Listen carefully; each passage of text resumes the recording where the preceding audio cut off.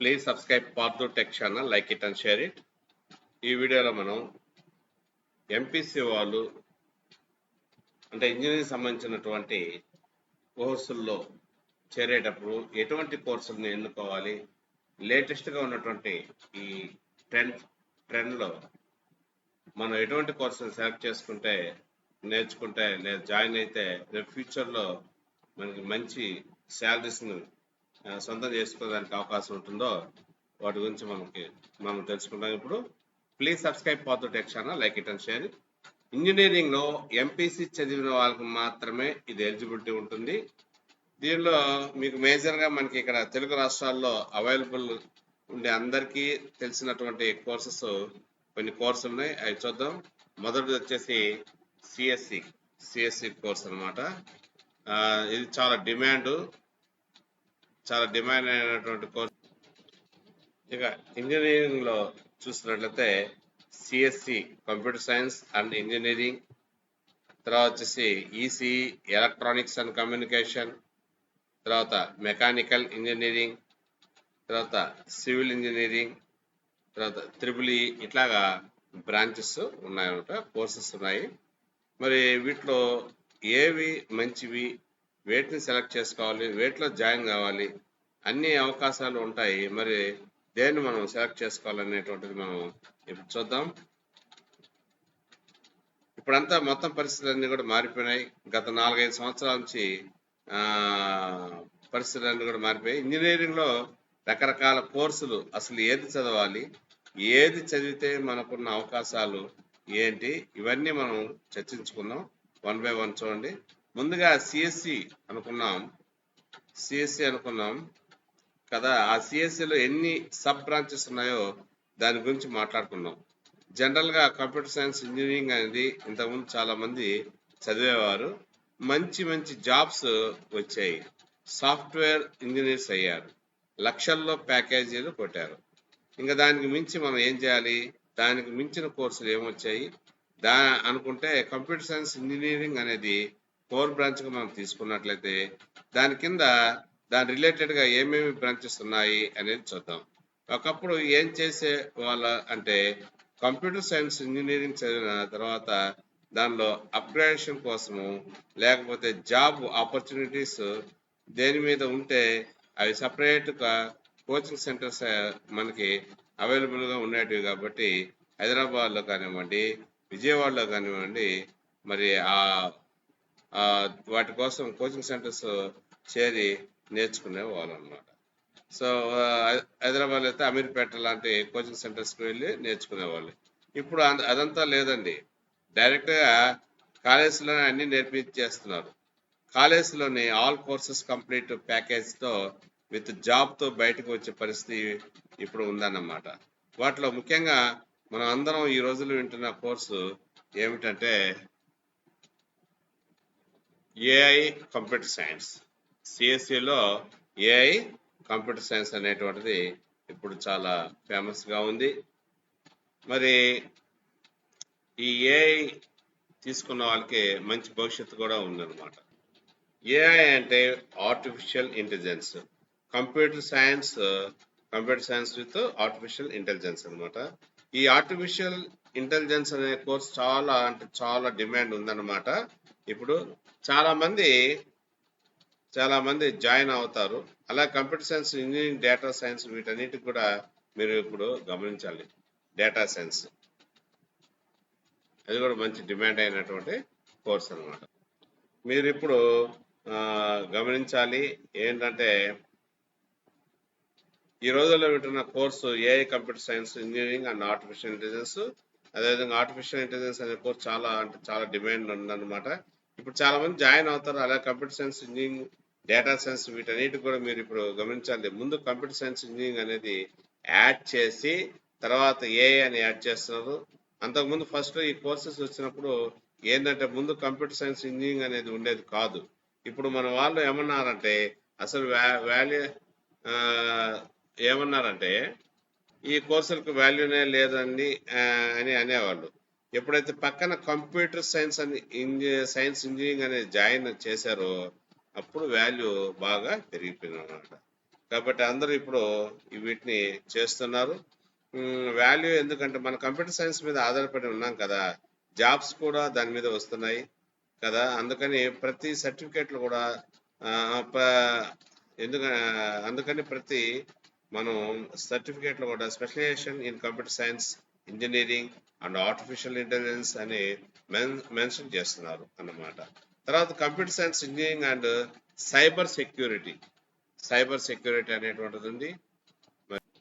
ఈ cyber security course కూడా విపరీతమైన డిమాండ్, వరల్డ్ వైడ్ గా ఎక్కడికి వెళ్ళినా కూడా డిమాండ్ ఉంది. తర్వాత సిఎస్ఐటి, అంతకుముందు ఏంటంటే ఓన్లీ ఐటీ అనేది ఇన్ఫర్మేషన్ టెక్నాలజీ అనేది ఉండేది. ఇప్పుడు దానికి ముందు సిఎస్ అని చేర్చారు, సిఎస్ అనేటువంటి చేర్చారు. ఇంతకుముందు ఐటీ అంటే ఇన్ఫర్మేషన్ టెక్నాలజీ అనేది ఒకటే ఉండేది, ఇప్పుడు దీని ముందు సిఎస్ చేయడం వల్ల దీనికి బాగా డిమాండ్ పెరిగింది అనమాట. ఈ విధంగా ఈ కంప్యూటర్ సైన్స్ లో ఇవన్నీ కూడా సబ్ కోర్స్ అన్ని కూడా వచ్చాయి. వీటిని మనకి అనుకూలంగా మనకి ఏది ఇంట్రెస్ట్, ఏ డిమాండ్ ఉందో దాన్ని బట్టి మనం సెలెక్ట్ చేసుకొని ఆ విధంగా దాన్ని కంప్లీట్ చేసుకుంటే చాలా మంచిది అనమాట. ఇక్కడ మనం గమనించినట్లయితే ఐఓటి అనేటువంటిది ఇంకోటి మనం చూడగలం ఇక్కడ.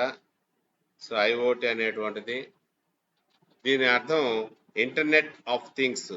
ఇది మీకు ఇక్కడ కనబడుతుంది. ఐఓటి అనే పదం సిఎస్సిలో మరియు ఈసీలో కూడా కనబడుతుంది. ఇదేంటంటే computer science engineering with IoT. So engineering with IoT, అక్కడ electronics and communication with IoT, ఈ రెండు దగ్గరలో కూడా ఈ సిఎస్సిలోను ఈసీలోను రెండింటిలో కూడా ఇది ఉంటుంది, ఈ కోర్స్ ఉంటుంది. సో ఈ ఐఓటి అనే కోర్సు ఇంటర్నెట్ లేకుండా వాళ్ళు ఏం చేయలేమండి. ఈ ఇంటర్నెట్ కి సంబంధించి కూడా ఐఓటి, ఇంటర్నెట్ ఆఫ్ థింగ్స్ అని చెప్పేసి ఒక మంచి అద్భుతమైన కోర్సుని తీసుకురావడం జరిగింది. అలాగే ఆర్టిఫిషియల్ ఇంటెలిజెన్స్ కానీ ఇవి చాలా మంచి మంచి కోర్సెస్ అని చెప్పవచ్చు. నెక్స్ట్ మనం చూస్తున్నట్టయితే బ్రాంచ్ ఈసీ, ఇది కూడా చాలా డిమాండ్ అయినటువంటిది ఈసీ అనేటువంటిది. తర్వాత ఈ ఈసీలో ఏ రకాలు ఉన్నాయో కూడా చూద్దాము. దీనికి విపరీతమైన డిమాండ్ అండి. ఎలక్ట్రానిక్స్ అండ్ కమ్యూనికేషన్, ఎందుకు దీనికి ఇంత డిమాండ్ అంటే 2011లో మీరు అబ్జర్వ్ చేసి ఉంటారు, రష్యన్ పీరియడ్ నడిచినప్పుడు చాలా మంది సాఫ్ట్వేర్స్ జాబ్స్ ని కోల్పోయారు. ఆ టైంలో కూడా జాబ్స్ ఉన్నది ఈసీ వాళ్ళకి. సో అలాంటప్పుడు ఈసీ ఒక సింగిల్ బ్రాంచ్ మీద వెళ్ళిపోయేది. ఎలక్ట్రానిక్స్ అండ్ కమ్యూనికేషన్ దీంట్లో సబ్ బ్రాంచెస్ కూడా ఉండేవి కాదు. తర్వాత స్లోగా గత 4-5 years నుంచి కూడా దీనికి ఆధారం తగ్గింది. యాక్చువల్ గా ఇండస్ట్రీలో సిఎస్సికి ఎంత డిమాండ్ ఉందో ఈసీకి కూడా అంతే డిమాండ్ ఉంది. ఒక రకంగా చెప్పాలంటే ఇది స్టాండర్డ్ బ్రాంచ్, దీనికి అప్ అండ్ డౌన్స్ అనేది ఉండవు. మార్కెట్ లో ఎప్పుడు కూడా స్టాండర్డ్ గా నడిచే బ్రాంచ్.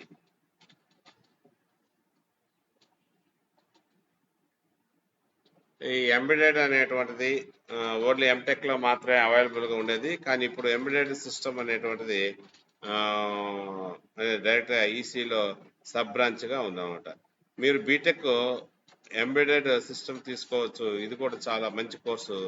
తర్వాత సేమ్ అలాగే ఇంకో కోర్సు కూడా ఈ విఎల్ఎస్ఐ అనేటువంటి బ్రాంచ్ కూడా సేమ్ ఇలాగే ఎంటెక్ లో ఉండేది, ఇప్పుడు డైరెక్ట్ గా బీటెక్ లోనే విఎల్ఎస్ఐ అనేది ఇంట్రడ్యూస్ చేశారు. తర్వాత ఈసీలో ఈవీ టెక్నాలజీ, ఇది మీరు గుర్తించాలి. ఏంటి EV technology? Electronical vehicles technology. ఈ ఎలక్ట్రానిక్ వెహికల్ టెక్నాలజీ ఎక్కడ చూసినా ఎలక్ట్రానిక్ వెహికల్స్ కనబడుతున్నాయి, దానికి సంబంధించినటువంటి electronic technology. So EV technology electronics vehicles technology సంబంధించినటువంటిది. ఈ కోర్సు కూడా మీకు చాలా తక్కువ కాలేజీలో కనబడుతుంది. ఉన్న 1-2 కాలేజీలు కూడా తీసేశారు, ఎందుకంటే ఈ కోర్సు గురించి అవగాహన లేక. ఈసీ అప్పట్లో ఏంటంటే ఎలక్ట్రానిక్స్ కంప్యూటర్ కలిసి ఒక కోర్సు ఇచ్చారు. యాక్చువల్ గా ఇది చాలా మంచి కోర్సు, చాలా తక్కువ కాలేజీలో అవైలబుల్ గా ఉంది. ఎలక్ట్రానిక్స్ అండ్ కంప్యూటర్ ఇంజనీరింగ్ అంటారు. సో ఇప్పుడు ప్రజెంట్ అయితే కనుక ఈ కోర్స్ ఎక్కడా కూడా అవైలబుల్ గా లేదు, ఈ ఈవిటీ అనేటువంటిది. 1 లేదా 2 కాలేజీల్లో ఉంటే అది కూడా నామకేవాస్తుగా ఉందన్నమాట. ఈ సిఎస్సి దగ్గర ఐఓటీ అనేటువంటిది మాట్లాడుకున్నాం. ఇక్కడ ఈసీలో కూడా ఐఓటీ అనేటువంటిది ఉంది. ఈ ఐఓటీ ఈ ఇక్కడ ఈసీలో కూడా ఐఓటీ గురించి మాట్లాడుకుంటున్నాం. ఈసీలో కూడా ఐఓటీ అంటే ఎట్లా అంటే electronics and communication, internet of things related. మీరు ఓన్లీ ఐఓటీ ఉంటే అది ఈసీ రిలేటెడ్ అనుకోండి. దానికి ముందు సిఎస్సి ఉంటే కంప్యూటర్ సైన్స్ విత్ ఐఓటీ అనుకోవచ్చు. ప్రోగ్రామింగ్ లో తేడా ఉండొచ్చు. లైట్ గా కంప్యూటర్స్ కి సంబంధించినటువంటి బుక్స్ దానికి అటాచ్ చేసి కంప్యూటర్ సైన్స్ ఇంజనీరింగ్ ఐఓటీ పెట్టి ఉండవచ్చు. ఇప్పుడు ఐఓటీ అనేది ఈసీలో కూడా ఉంది. తర్వాత ఈ సెమీ కండక్టర్ ఇంజనీరింగ్, ఈసీలో సెమీ కండక్టర్ ఇంజనీరింగ్ అనే కొత్త బ్రాంచ్ కూడా వచ్చిందనమాట. ఈసీలో సెమీ కండక్టర్ ఇంజనీరింగ్ అనే కొత్త బ్రాంచ్ కూడా వచ్చింది. మరి ఇప్పుడే అనుకున్నాను ఈసీలో సెమీ కండక్టర్ సంబంధించినటువంటి కోర్సు కూడా వచ్చింది. దీన్ని కూడా చేస్తే మంచి ఫ్యూచర్ ఉంటుంది. తర్వాత ఏంటంటే ఈసీకి కూడా మంచి అవకాశాలు, చాలా గొప్ప జాబ్స్ ఉన్నాయి అని అర్థం. తర్వాత ఒకప్పుడు కేవలం ఈ చదివిన వాళ్ళు గవర్నమెంట్ జాబ్స్కి మాత్రమే ఎలిజిబిలిటీ ఉండేది అనేవాళ్ళు. వాస్తవం చాలా మంది ఈ ఈసీ చేసిన వాళ్ళు ఇప్పుడు ప్రైవేట్ వాటిలో కూడా చాలా మంచి డిమాండ్గా ఉండడం జరుగుతుంది. నెక్స్ట్ మనం చూసినట్లయితే త్రిబుల్ ఎలక్ట్రికల్ సంబంధించినటువంటి ఇది. వీటిలో ఎక్కువగా ప్రైవేట్ జాబ్స్ తక్కువ ఉంటాయి, ఈ గవర్నమెంట్ జాబ్స్ బాగుంటాయి. కొంచెం కష్టపడితే ఈ గవర్నమెంట్ వాటిలో మనం సెటిల్ అవ్వచ్చు అనమాట. త్రిబుల్ కానీ తీసుకున్నట్లయితే వీటిలో సోలార్ ఆల్టర్నేటివ్ ఎనర్జీ, ఎక్కడ చూసినా కూడా సోలార్ ప్యానల్స్, సోలార్ పవర్, మన అపార్ట్మెంట్స్ మీద సోలార్, ఇంటి మొత్తానికి సోలార్ ఆల్టర్నేటివ్ ఎనర్జీ ఫ్యూచర్ లో కూడా విపరీతమైన డిమాండ్ ఉన్నటువంటి ఇండస్ట్రీ కాబట్టి, సో ఈ త్రిబుల్లో ఈ విధంగా చేసినట్లయితే మంచి అవకాశాలు కూడా లేటెస్ట్ గా అయితే ఉన్నాయన్నమాట.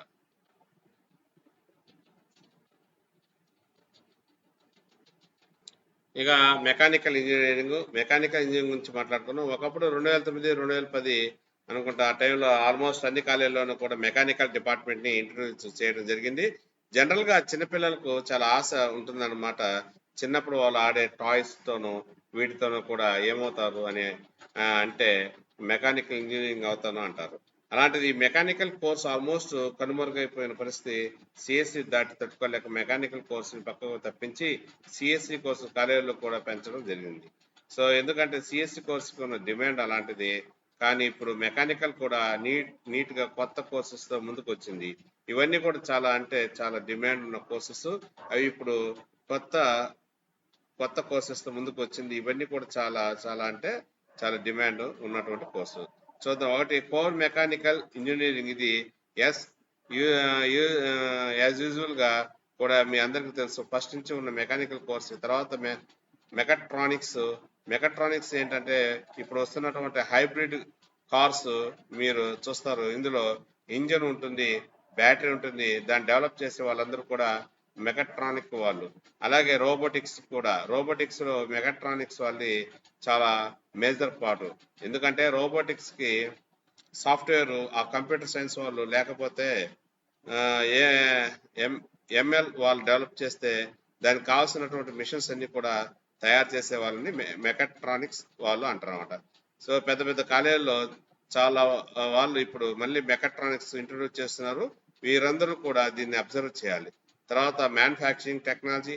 ఈ మెకానికల్ లో సబ్ బ్రాంచే మ్యానుఫ్యాక్చరింగ్ టెక్నాలజీ. ఇప్పుడు ఫ్యాక్టరీస్ నుంచి వచ్చే ప్రతి వస్తువు, లేకపోతే ఆ మిషన్స్ కానివ్వండి, అవన్నీ కూడా ఈ మ్యానుఫ్యాక్చరింగ్ ఇండస్ట్రీకి సంబంధించినటువంటి ఎక్విప్మెంట్ తయారు చేయడం అన్నీ కూడా ఏంటంటే ఈ మెకానికల్ వాళ్ళే పని అన్నమాట. దీంట్లో కూడా మంచి డిమాండ్ ఉండే కోర్సులు ఉన్నాయి.